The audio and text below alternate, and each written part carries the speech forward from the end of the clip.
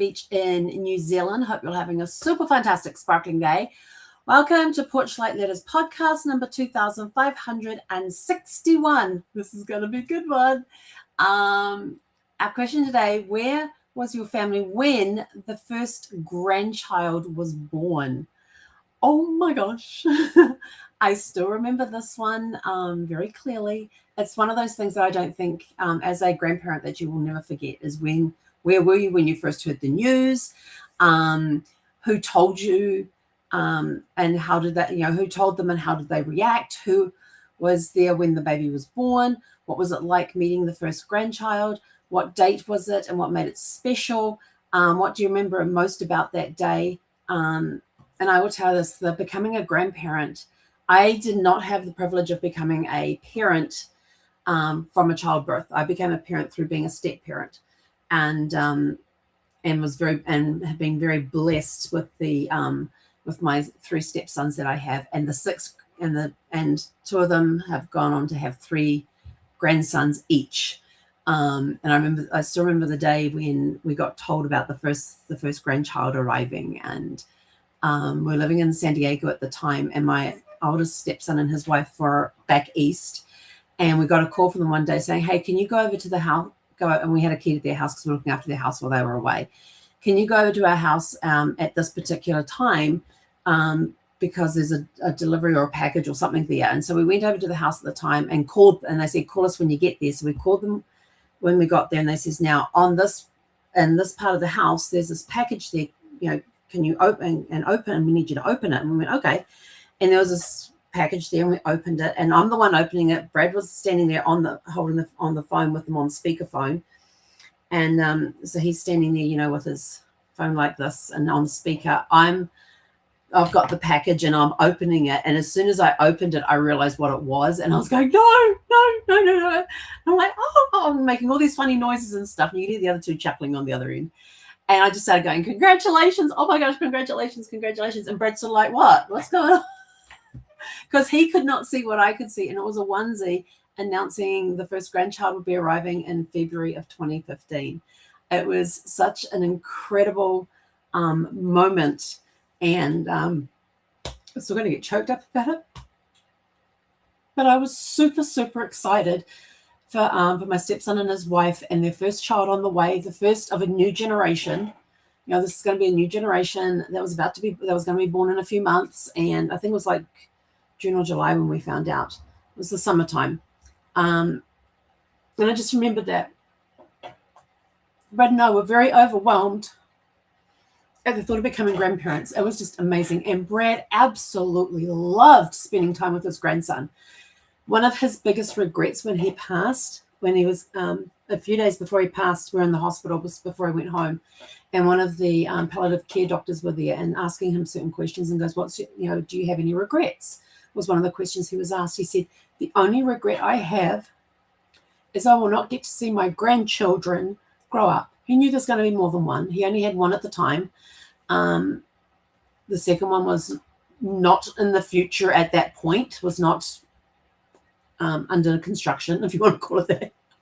And he only had the one grandchild at that point, and his biggest regret was he wouldn't get to see his grandchildren grow up.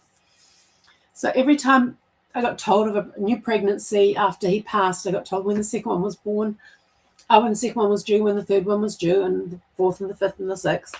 I always got choked up because Brad wasn't there to see them. And they wouldn't get to know their grandfather the way that the oldest one did. The oldest one, even though he was like 2.5 when Brad passed, he still has memories of his grandfather, which is really good and very precious. And so there's times when I'm with the oldest 3 and they'll go, can you tell us about this? Can you tell us about that? Can we see this video? Can we see that? Because they know that I have videos of their grandfather playing with the oldest one, and they want to see those videos. And they ask me questions about him, and I'm happy to talk about him because I want to keep his memory alive for them. So, going into we found out that she'd gone into labor, and so we went into the hospital and they told us to come on up. I can't remember if we had to take stuff with us or not, and we might have had to take some stuff up with us. I can't remember. But we go in there, and she's just sitting there chit-chatting away, and I go, "What's that monitor doing?" And the monitor's going like this, and they go, "Oh, that shows the contractions." And I says, "So if it's going like this, does that mean you're having contractions?" And she says, "Yeah, I can't feel them."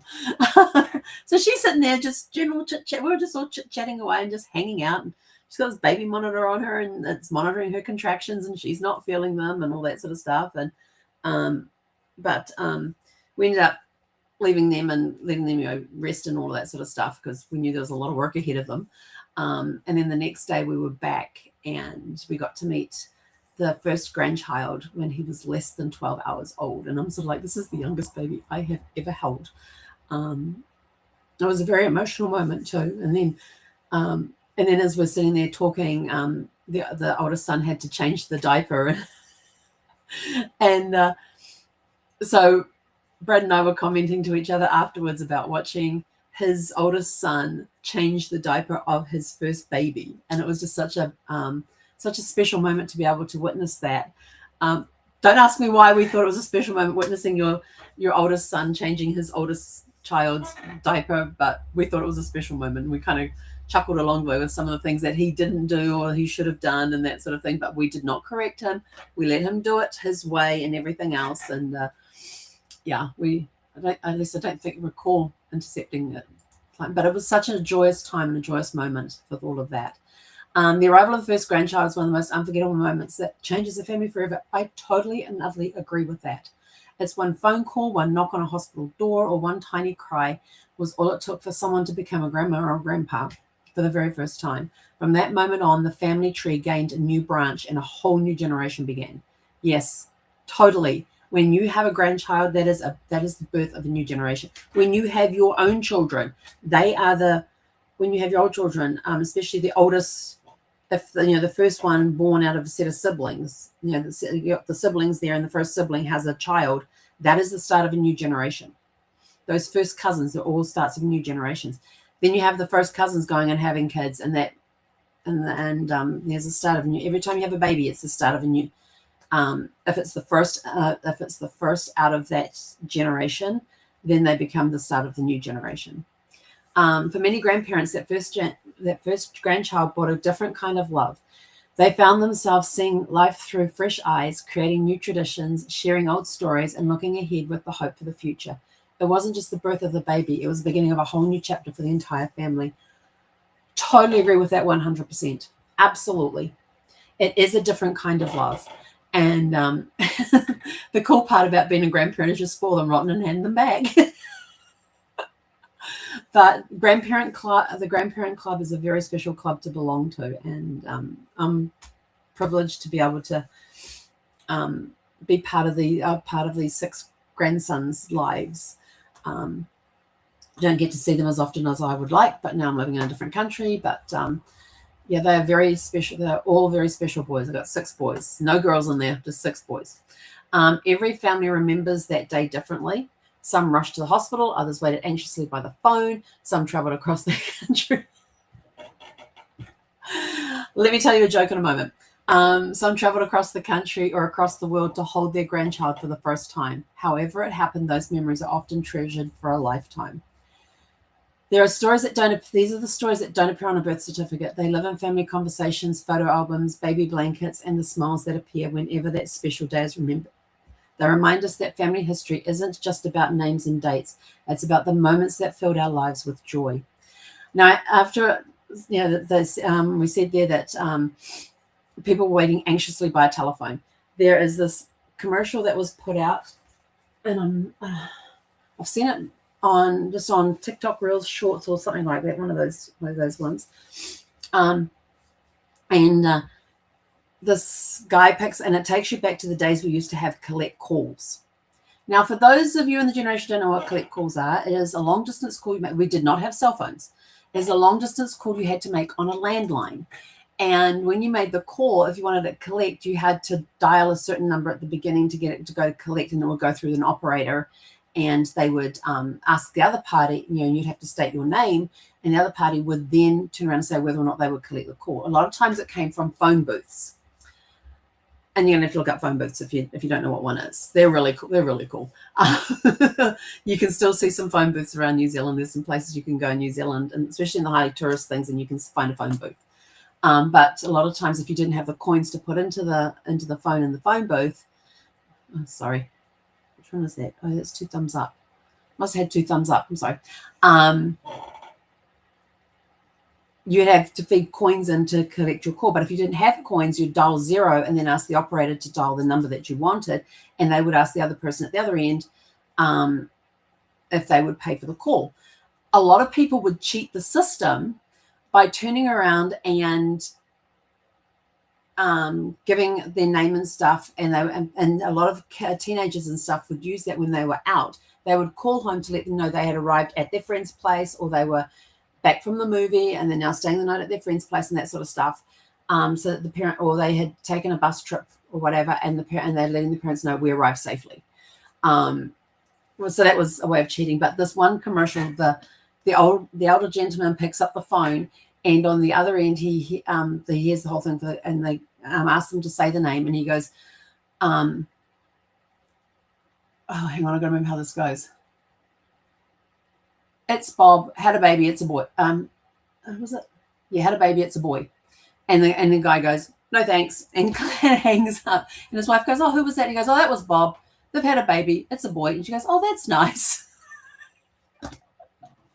Yeah, Bob, we've had a baby, it's a boy. That was the last name. We've had a baby, it's a boy. That's how you used to transmit messages across without having to pay anything to connect the call, because it wasn't cheap to do long distance calls and things. So, you do crazy stuff like that. And this was obviously the grandparents, and oh, that's Bob. They had a baby. That's a boy. Oh, that's nice. And they knew that they'd get the details later on through the mail in a letter or something like that, or a birth announcement, stuff like that. So your challenge today is ask a grandparent or another family member about the day their first grandchild was born. Where were they when they heard the news? What was their reaction? When did they first hold the baby, and what do they remember most about that day? Record their story while those precious memories are still waiting to be shared. If you want, let us know in the comments below about maybe your experience becoming a grandparent for the first time. Where were you when you heard the news? How old was the baby when you got to go and see it and hold it for the first time? Ours was it might have been less than 10 hours. When we got to see him. Yeah. He didn't make it easy on his mum, I will tell you that. He was already in position, head down and everything else. Then during one contraction, he completely flipped. This was later on after we had left them. He completely flipped, so he was now breech. And so they went in and did an emergency C-section, which was just as well, because his head wouldn't have gone through. So, yeah. But we were very, very happy to meet him and absolutely loved being able to take care of him. We had him over often, at least once a week. There's one day a week that we would take care of him. I'd go over, pick him up, bring him back, and then later on take him over back to their parents' place in the afternoon. And while Brad rested, Brad was going through cancer treatments and stuff at the time. Because we found out the cancer was back at that point. So I would go pick up the grandson, bring him home. We'd take care of him for the day, then take him back and all that. And we had all these cool toys for him to play with and books to read to him. And he would spend hours sitting on his papa's lap. Brad was trying to get him to call him Pops, but it came out Papa. So he was known as Papa. And we had Gus at the time as well. And Gus was 114 pounds. He was part German Shepherd, part Bernese Mountain Dog, and part something else. He was a big boy. And he was so gentle with our grandson. He was just, those two were best buds. Damek would go and sit in Gus's crate with him, or go into Gus. I mean, the crate was a great childminder. If you were alone and you had to run to the bathroom, you'd put him in the crate, lock him in the crate without the dog, go do what you need to do and come back again. If you're just going to be gone for a quick, couple of minutes. But those two would get near the house, and it didn't matter. And as he got older, it didn't matter which way I approached our street, whether it was from the east or the west on the street, because we'd come along the freeway, which was north and south, and we'd come onto our street, which was east to west. And to turn onto our street.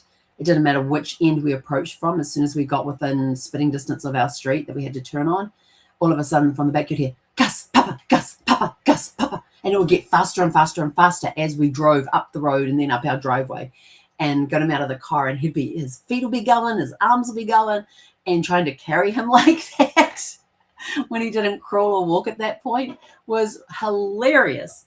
And I think he was actually crawling at that point when we started talking. And so I didn't want him crawling across the concrete and everything. So we'd carry him, get him inside, put him down on the floor, and he'd be, Papa, Gus, and just crawling as fast as he could to see whoever was there for us to meet him. And Gus would often walk over to him and sniff him and sort of say, hi, yep, okay, we're good. And then go back and lay down or whatever. And then he'd go over to Grandpa. And he spent a lot of time on Papa's lap.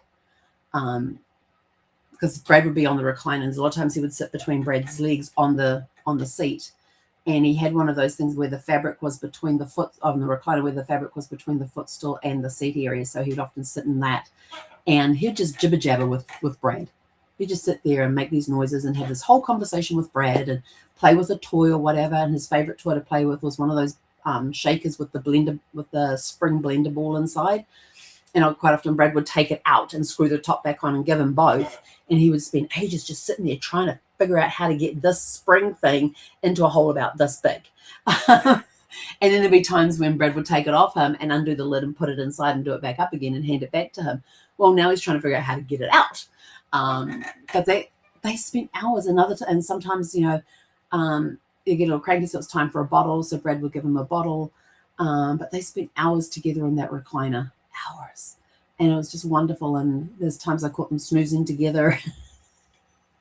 It was so amazing just to watch the two of them together. It was just incredible. And I'm glad I took a lot of pictures during that time because those pictures or videos have become priceless heirlooms that whenever I see the older three grandsons, they want to see them. The younger two never knew their grandfather, and they're learning about their grandfather through these videos and photographs and the stories that we can tell. And the older one, when I start telling her, goes, "Oh, is that the one where I did blah, blah, blah, blah, blah?" And I go, "Yeah." And so it's like, "Oh, yeah, I remember that." And so it's amazing how much, he only had 2.5 years with his grandfather, but it's amazing how much he actually absorbed and still remembers today about those times with his grandfather. So I'm so happy he's got those memories with his grandfather. And for those that don't have the memories, he can tell them. He can tell them what their grandfather was like. So it's just awesome.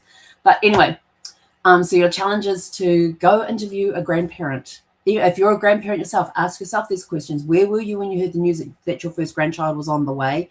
How did it make you feel? What was it like when the baby was born? How did you get told the baby had been born? Were you there?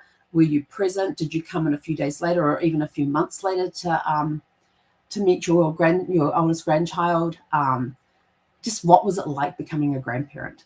And with that, we are out of here. Go out, have a super fantastic, sparkling evening, and we'll catch you guys back here tomorrow evening at 6 p.m. Pacific. Hei konera.